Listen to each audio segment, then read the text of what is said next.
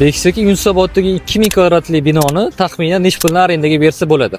Bu binoni albatta holatiga bog'liq bo'ladi. Qanaqa holati va nima yo'nalishga to'g'ri keladi, shularni birinchi ko'rib chiqish kerak bo'ladi. Misol sifatida bizda obyektimiz bor, Yunusobodda o'zida 6000 kvadratga ega bo'lgan obyekt, ana o'shani ko'rib chiqsak bo'ladi. Binoni o'zi 4 qavat.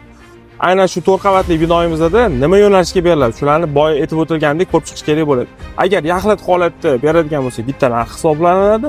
Agar uni qavatlarga alohida bo'lib beradigan bo'lsak, unda boshqacha narx bo'ladi va ko'proq pul ishlash imkoniyati bo'ladi. Va albatta uni inobatga olish kerak bo'ladi. Qavatlar bergan paytda qaysidir qavati bo'sh qolish yoki uzoqroq arendatorsiz qolish masalasi ham bo'lishi mumkin.